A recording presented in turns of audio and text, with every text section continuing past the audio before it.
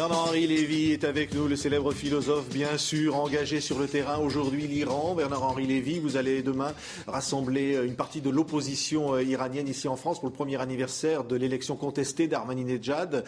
On apprend que les manifestations qui étaient prévues à Téhéran seraient annulées par peur des représailles. Quelle est votre réaction ? Ma réaction, c'est évidemment la consternation.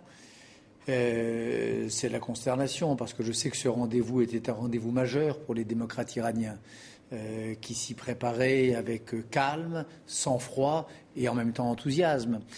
Mais ma réaction, c'est en même temps de dire que pour que le régime en soit là, pour qu'il en soit à interdire une manifestation pacifique de ses citoyennes et de ses citoyens, c'est qu'il doit être bien fragile, qu'il doit se sentir bien vulnérable et qu'il doit être bien aux abois.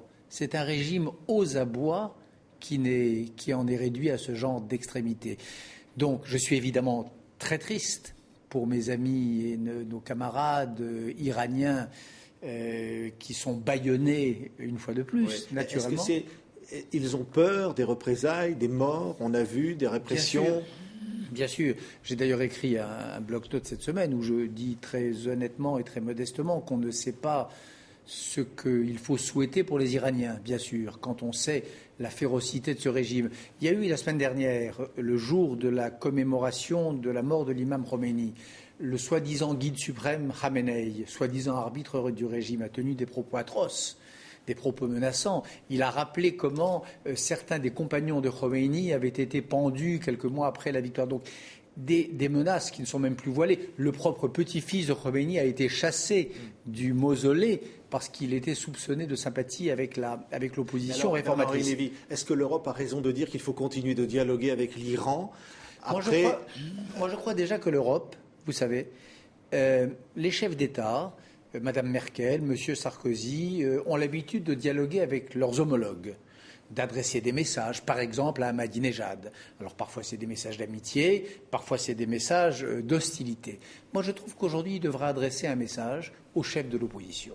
Il devrait adresser un message au peuple d'Iraniens empêchés de manifester. Je trouve qu'il serait dans le rôle des grands chefs d'État et de gouvernement des grandes démocraties que de dire leurs regrets. Pas plus. Il ne s'agit pas d'inciter les gens à descendre dans la rue naturellement. S'ils ne le font pas, si M. Karoubi, M. Moussavi annulent la manifestation, ils ont de bonnes raisons de le faire. Donc il ne faut bien entendu pas les y pousser. Mais en revanche, un mot de Nicolas Sarkozy et de Mme Merkel disant leur très profond regret de savoir que dans un pays de haute culture, ancienne et de grandes cultures démocratiques comme la Perse d'autrefois et l'Iran d'aujourd'hui, les manifestations sont impossibles et qu'ils trouvent tout cela formidablement regrettable, je crois que ce serait un message extraordinaire et ce serait peut-être la bonne réponse aux sbires d'Ahmadinejad. Un message de Sarkozy disant qu'il regrette que ces manifestations ne puissent se tenir et qu'il adresse son salut au peuple iranien. Oui, mais si les sanctions, le Conseil de sécurité les a augmentées, mais on dit que ça n'aura pas un impact considérable.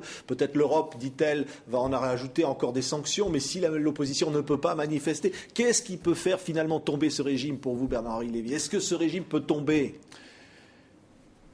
Je ne sais pas, on le saura demain. Demain, on le saura. On en saura un peu plus, puisque demain, la revue que je dirige, La Règle du Jeu, abrite, on ne fait guère plus, on accueille une conférence de presse qui va rassembler pour la première fois des représentants d'à peu près toutes les nuances de l'opposition démocratique à Ahmadinejad. Nuances politiques et nuances ethniques. Il y aura des Baloutches, des Kurdes, etc., à Paris, et ça va être retransmis à partir de 14h, heure de Paris, jusqu'à 17h, online et en direct sur Internet, sur le site de La Règle du Jeu. On verra les propositions qui vont être faites. Il y aura là des hommes et des femmes, j'insiste, très important, responsables, qui représentent une partie de la sensibilité iranienne aujourd'hui et qui vont dire en effet que la vraie alternative au régime, c'est surtout pas la guerre, mais que c'est le renversement de ce régime par le peuple. À quelles conditions ? Attendez demain, suivez sur laregledujeu.org cette conférence de presse.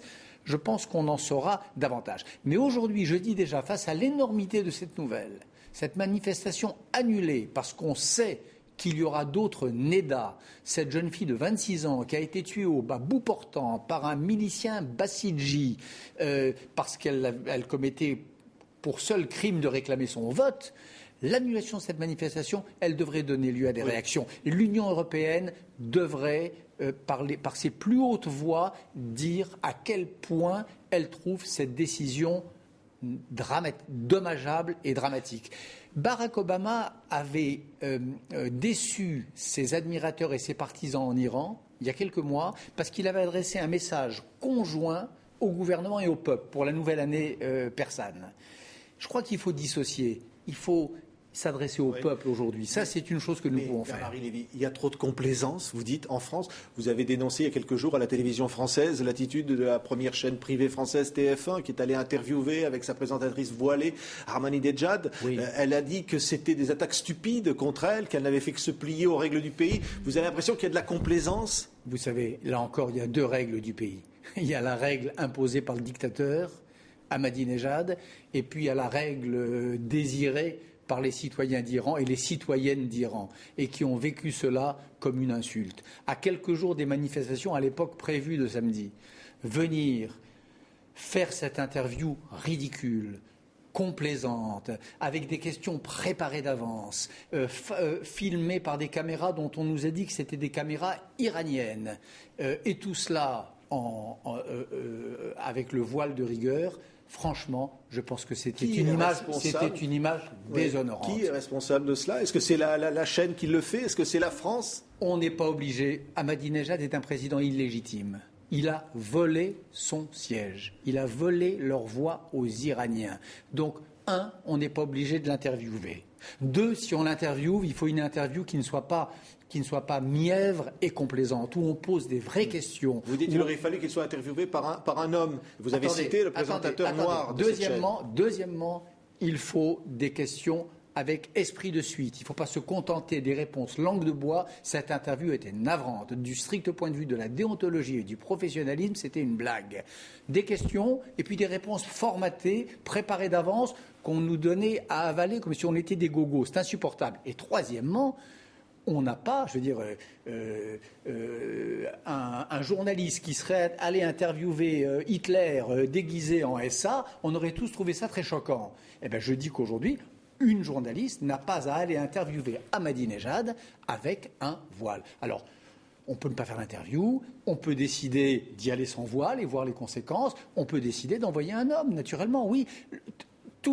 Aucune de ces solutions n'est bonne. Bien sûr, envoyer un homme, c'est pas bien, parce que pourquoi est-ce qu'une femme n'aurait pas le droit ? Il aurait été récusé peut-être par Ahmadinejad. Ah, mais à ce moment-là, la charge de la preuve aurait été de l'autre côté. Celui qui aurait... Là, aujourd'hui, on a servi sur un plateau à Ahmadinejad le plat du bon communicant, ouvert, démocrate, souriant, répondant aux questions. Un schéma où on aurait eu un Ahmadinejad récusant un journaliste parce qu'il tenait absolument à avoir une femme et une femme ô combien connue et emblématique de la télévision française voilée, cet Ahmadinejad-là, je pense que le message aurait été plus fort que les réponses aux questions absurdes qui lui ont été posées. Merci Bernard-Henri Lévy d'avoir été l'invité de TV5 Monde.